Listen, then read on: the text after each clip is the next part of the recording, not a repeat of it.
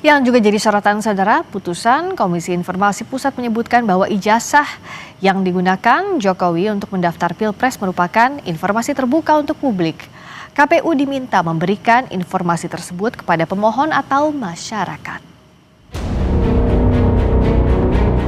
Komisi Informasi Pusat (KIP) mengabulkan seluruh gugatan Bonatua Silalahi yang meminta ijazah yang digunakan Joko Widodo mendaftar Pilpres ke KPU. Ketua Majelis KIP, Handoko Agung Saputro menyatakan ijazah Jokowi termasuk informasi terbuka untuk publik. Karena itu, KIP meminta KPU untuk memberikan ijazah Jokowi pada pemohon. Memutuskan menerima permohonan untuk seluruhnya.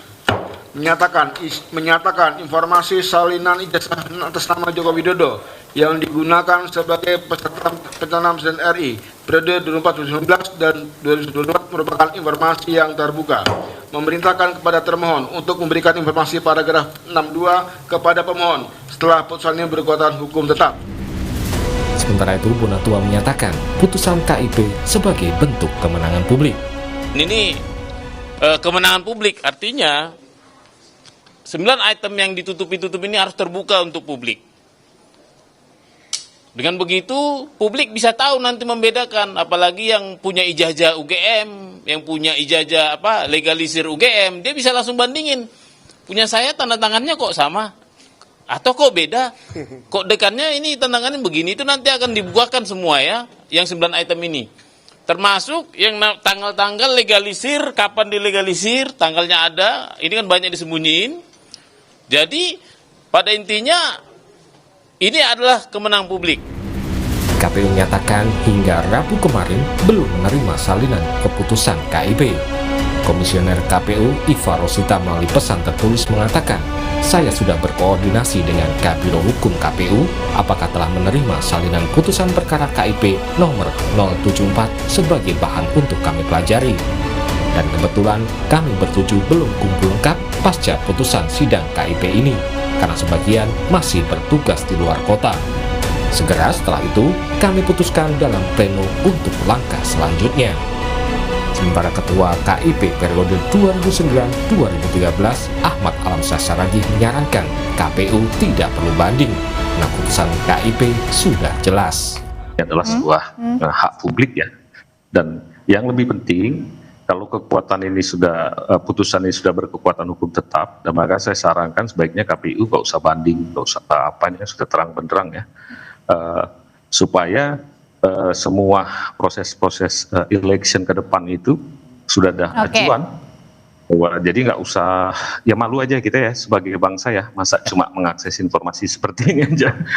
Oh jadi Anda menyarankan bahwa KPU ini sebenarnya tidak usah untuk mengajukan banding ya? Saran saya.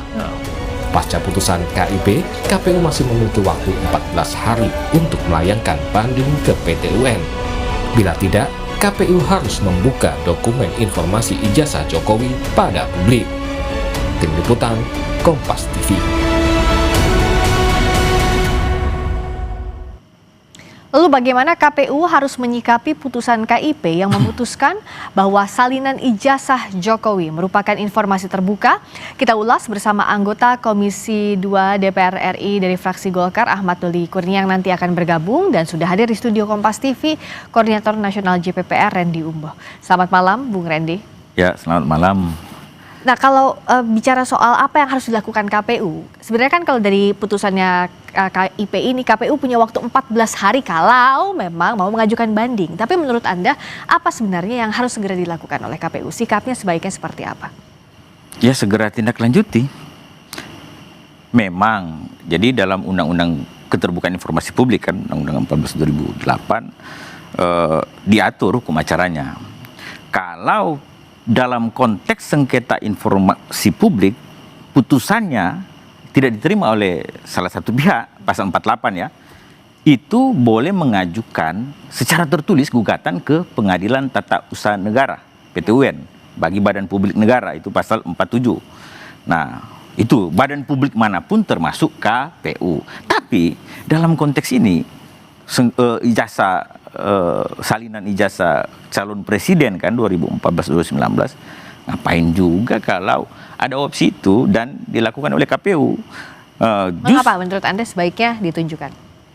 Iyalah, bukan ditunjukkan, dilaksanakan, diterima aja putusan adjudikasi dari Komisi Informasi Publik bagi kami rasa ya. Tapi instrumen hukum itu ada. Nah, itu 14 hari setelah putusannya diterima oleh KPU. Salinannya ya Salinannya. Walaupun saya cek di website juga KIP belum ada itu. Padahal sebetulnya Badan Informasi Publik ini kritik juga buat KIP, harusnya saat dibacakan saat itu juga langsung diupload di websitenya. Ya, kita minta informasi ke berbagai pihak, tidak diberikan juga itu.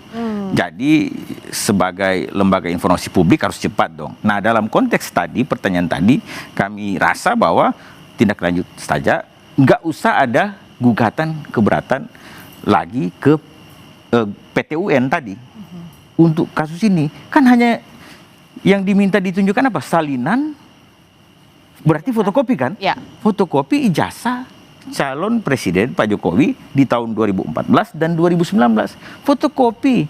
Nah, yang diberikan saat ini kan dan yang dimiliki oleh pemohon informasi publik itu sudah dijelaskan tadi, ada di cuplikan kan? Diberikan tapi ditutup beberapa item, nomor ijazah lah, nomor induk mahasiswa lah, dan tanda tangan dan lain sebagainya. Ada kurang lebih 9 item. Jadi diberikan saja, kan hanya salinan. Kalau dilakukan gugatan sebagaimana pasal 47, 48 Undang-Undang 14 2008 keterbukaan informasi publik tadi, justru publik, masyarakat akan bertanya-tanya, ada apa ini? Justru orang berpikir, wah ini something wrong ini dengan ijazah, iya kan? Oke, nah jadi kalau menurut Anda tindak lanjut yang harus dilakukan KPU adalah yang menindaklanjuti putusan, bukan mengajukan gugatan ke PT UN, begitu? Itu yang lebih dianggap bijak? Yes, menerima saja putusan adjudikasi itu, ya perintah dari Komisi Informasi Publik, walaupun ada instrumen hukum yang ruang untuk yang diatur oleh undang-undang ini. Itu hak dari itu KPU hak sebagai dari salah satu KPU. pihak. Silakan saja, tapi ingat ada putusan surat 731 waktu itu kan, pernah yang soal lagi ijazah ini kan sangat sensitif, langsung ada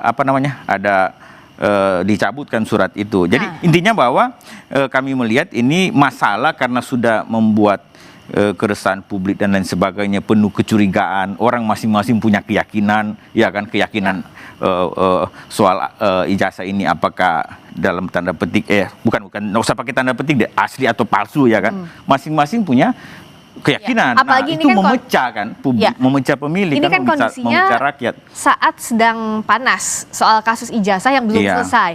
Nah, meskipun ini ranahnya di KIP, tapi sebenarnya apa yang menurut Anda akan muncul di persepsi publik jika KPU memutuskan untuk mengambil gugatan dalam waktu 14 hari ini?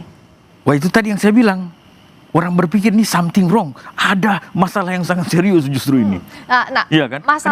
Kenapa demikian? Kenapa bisa jadi persepsi ada something wrong tadi itu? Iya, karena kan ini kalau saya untung ada Kompas kan, kita nonton live-nya kan, yang pembacaan putusan itu kan yang diputuskan yang untuk kasus ini ya, Bonatua kan memberikan salinan fotokopi, iya kan, yang dilegalisir ijazah calon presiden. Nah, kalau sebetulnya kami berpandangan begini, yang namanya persyaratan kayak ijazah itu kan ngapain juga disembunyikan, diberikan aja, ya kan, diberikan aja. Nah, KPU dalam konteks ini kan pelaksana undang-undang, semua undang-undang, termasuk dalam konteks ini ada putusan adjudikasi daripada Komisi Informasi dan menyatakan bahwa ya ini bukan informasi yang dikecualikan. Bukan informasi yang dikecualikan. Nah, berarti logikanya kalau bukan informasi yang dikecualikan, apa? Ini informasi publik. Nah, kalau informasi publik kan ini free access, ya kan, bisa diakses atau diminta siapapun pemohon informasi publik. Itu asasnya, asas ada di pasal 3 pasal. Ya, jadi kalau tadi pertanyaannya dilakukan gugatan, nah publik langsung pikir, wah, jangan-jangan ada apa-apanya, ya kan? Ini kan cuma masalah salinan ijazah kok, bukan soal asli atau palsunya ijazah. Tapi salinannya saja yang dimintakan, yang diberikan oleh calon presiden waktu 2014 mencalonkan diri dan 2019. Ya. No problem, karena kan ini election pemilihan umum kan Sudah selesai. urusan publik dan sudah Oke. selesai dan tidak juga berakibat hukum dalam konteks apakah membatalkan presidensinya Pak Jokowi dari 2014 2019 sampai 2000 enggak kan, enggak ada, iya kan, tidak berdampak hukum. Justru yang terjadi adalah keresahan publik kalau KPU misalnya menindaklanjuti, melakukan keberatan tertulis berdasarkan pasal 4748 tadi. Oke, saya tanyakan ke Bung Doli. Selamat malam, Bung Doli. Malam, Fris. Nah, kalau dari Bung Doli, apakah memang, ya meskipun itu haknya KPU ya, kalaupun mau melakukan gugatan dalam waktu 14 hari ini ke Petun.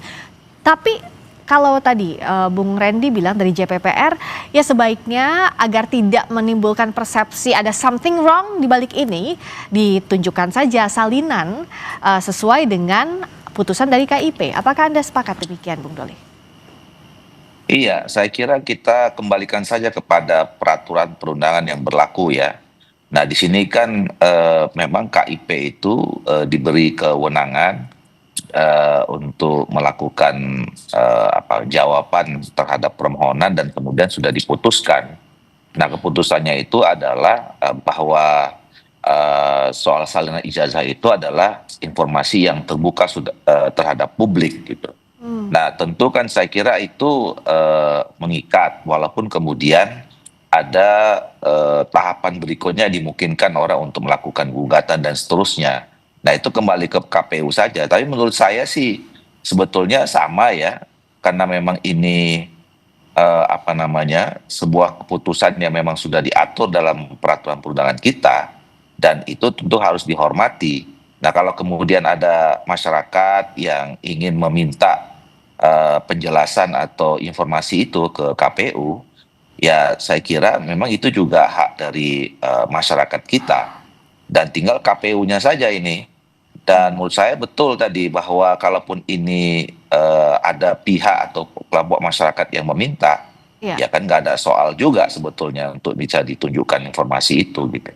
Ya, apakah dengan ini juga harus ada revisi ke depannya soal peraturan perundang-undangan, ya harus dibuka ijazah tidak hanya presiden tapi juga berbagai jenjang kepala daerah atau bahkan juga anggota DPR. Apakah harus sejauh itu? Kita bahas usai jeda di Sapa Indonesia Malam.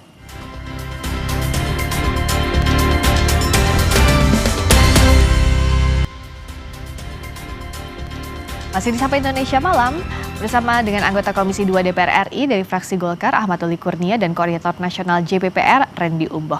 Bung Doli, yang menariknya begini, kalau dengan adanya putusan KIP, apakah ke depannya misalnya ijazah pejabat negara ini harus ditunjukkan saja ke publik, calon pejabat negara ya, baik itu presiden, dari berbagai tingkat kepala daerah, atau bahkan anggota DPR, ya dibuka saja ke publik. Karena kan yang jadi pertanyaan ini tidak hanya kasus yang dipertanyakan soal Pak Jokowi, tapi juga kemarin Wagub Bubble juga sama, soal ijazah juga yang jadi pertanyaan. Bagaimana Bung Doli?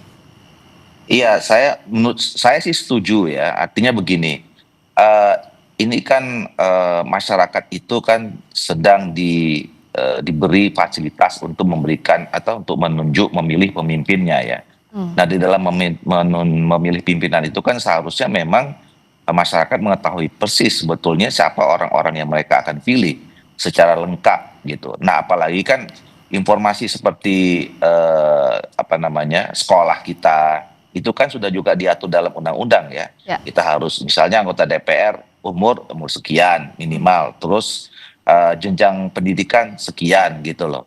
Nah, itu kan sesuatu yang atau misal sama dengan kita menunjukkan bahwa kita ini adalah warga negara Indonesia. Informasi-informasi mendasar yang itu informasi biasa saja yang memang sehari-hari memang masyarakatnya harus tahu gitu.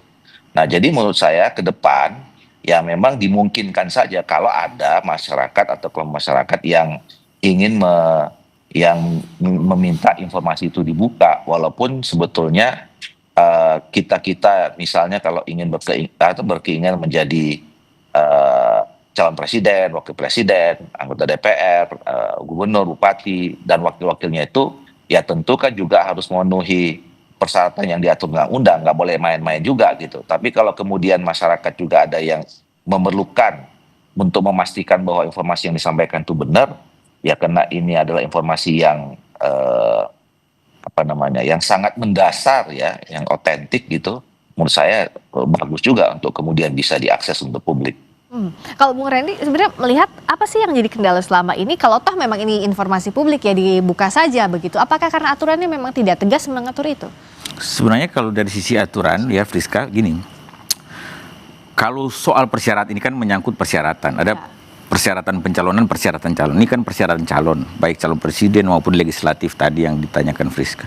Itu aturannya sudah jelas, memasukkan dokumen, ada pemeriksaan administratifnya, ada verifikasi administratifnya, ada verifikasi faktual bahkan. Ya. Verifikasi faktual itu misalnya calon kepala daerah atau calon presiden itu pergi ke tempat perguruan tinggi misalnya dalam konteks ijazah ya, untuk cek betul nggak ini lulusan kampus ini atau lulusan sekolah ini. Itu sudah ada dalam regulasi. Nah, tapi menarik pertanyaan Friska tadi, saya paham arahnya kemana. Gimana kalau dibuka ke publik untuk semua proses pencalonan dalam konteks elected official tadi, lewat pemilu kan? DPR, calon DPR dari provinsi, dibuka aja itu. Dibuka aja. Iya, menarik. Sekarang kan zaman digital. Kalau perlu dibuka di website. Semua KPU menayangkan ini calon-calon, habis itu yang terpilih ini semua persyaratannya sesuai persyaratannya kan, CV-nya ada, dia lulusan mana, kampus ini, kamu ini bisa diakses saja, ya kan? Karena dalam konteks Undang-Undang 14 2008 tadi, yang dari 2008 udah ada, yang saya sebut tadi, asas dari informasi publik itu adalah sifatnya terbuka dan dapat diakses oleh semua pemohon informasi publik, dapat diakses loh. Nah, kalau dulu diaksesnya mungkin pergi ke kantor, sehingga ada pasal 4-nya pemohon informasi publik, artinya orang bermohon informasi ini loh ke badan publik, meminta kan. Nah, tapi saya rasa hal-hal yang dalam zaman terbuka sekarang kemudian ya menarik juga, bisa jadi ke depan lebih rigid lagi mengatur bahwa accessible itu yang dimaksud dapat diakses oleh publik, accessible termasuk bisa di website lembaga resmi bisa itu. Dilihat oleh semua orang. Dan bisa di searching, wah ini lulusan anggota DPR ini, ketua Pak Doli ini kuliahnya ini, doktor ini apa. Wah, ini menarik juga kan. Oke. Nah, tapi kalau untuk ke sana, Bung Doli, apakah harus ada aturan yang direvisi? Ya, menurut saya sih sejauh ini tidak, ya itu tadi seperti yang dijelaskan oleh Bung Randy ya, sebetulnya kan ini bagian dari persyaratan calon. Nah, dan itu memang sudah jelas, siapapun tahu kalau orang mau jadi calon presiden, mau jadi anggota DPR, mau kepala daerah, itu tahu syarat-syaratnya. Gitu. Nah, cuman kadang-kadang kan kejadian-kejadian seperti yang di Bangka Belitung itu kan membuat pada akhirnya masyarakat ada yang bertanya, loh kenapa kok tiba-tiba misalnya ini jadi masalah di kemudian hari gitu. Itu yang kemudian pada akhirnya orang berpikir ya boleh dong kalau gitu informasi-informasi awal persyaratan itu juga kemudian bisa diakses ke publik. Nah, kalau nanti saya tidak tahu persis ya, sekarang aturannya itu apakah memang masih sudah bisa diakses ke publik atau tidak gitu. Tapi kalau misalnya pun belum, saya kira tidak ada masalah itu nanti diatur. Nah, apakah misalnya bisa juga diperluas kalau misalnya KPU verifikasi administrasi maupun faktual, tapi ke autentikasi misalnya authentication, kejauhan atau enggak kalau begitu, Bung Doli? Kenapa? Kalau misalnya tidak hanya kewenangan KPU ini verifikasi saja, tapi juga autentikasi, menguji keasliannya. Karena kan sejauh ini kalau keaslian dari lembaga yang mengeluarkan kan, misalnya universitasnya atau sekolahnya begitu. Iya, sebenarnya kan itu sudah diberi kewenangan kepada KPU untuk melakukan itu, ya selama ini gitu. Nah, tinggal kan persoalannya, apakah selama ini data-data itu kita kirimkan ke KPU bisa diakses atau tidak oleh publik. Nah, iya ya. Nah, itu kan. Atau enggaknya itu ya. Nah, tapi tetap harus memang ada lembaga yang kita berikan otoritas untuk melakukan verifikasi itu. Nah, sejauh ini kan KPU ya memang salah satu tugas dan tanggung jawab KPU untuk melakukan verifikasi itu. Nah, jadi tidak ada problem KPU, cuman nanti apakah kemudian ada publik yang ingin mengakses dan kemudian mendapatkan informasi itu yang nanti kita coba, kalau yang belum diatur bisa kita atur. Oke. Tapi tadi Bung Randy. autentifikasi kan, Iya, betul. menarik itu. Ini yang luput dari publik loh. Friska bawa ijazah asli dalam melamar kerja nggak? Iya, Bung Doli, kita semua nggak pernah bawa ijazah asli loh. Yang kita bawa atau kita berikan kepada lembaga yang daftar apa segala adalah salinan ijazah asli, fotokopi. Nah, autentifikasi itu apa? Itulah yang disebut dengan yang kita kenal ijazah yang dilegalisir. Nah, itu namanya legalisasi. Makanya di legalisasi ijazah itu atau yang kita kenal legalisir ijazah, di situ stempelnya ada tulis begini, mengesahkan fotokopi sesuai dengan aslinya. Ya. Itu kurang lebih. Itulah autentifikasi. Jadi Legalisir itu tadi ya. Yes. Oleh karena itu kalau saya misalnya kampus saya Unima kan, Universitas Negeri Manado, saya mau ini, saya harus ke kampus itu.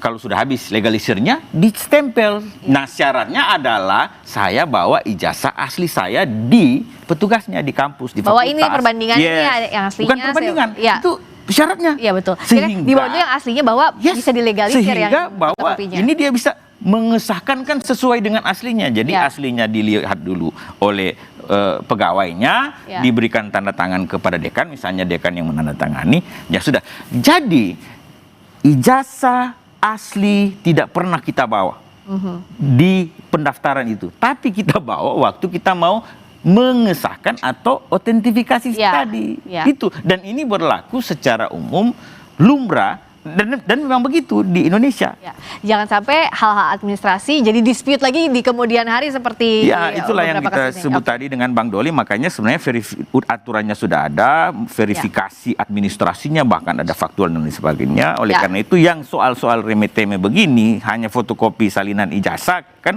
ya diberikan aja deh kepada publik sesuai dengan putusan itu. Terima kasih Bung Terima kasih, Randy. Friska. Terima kasih juga Bung Doli telah bergabung.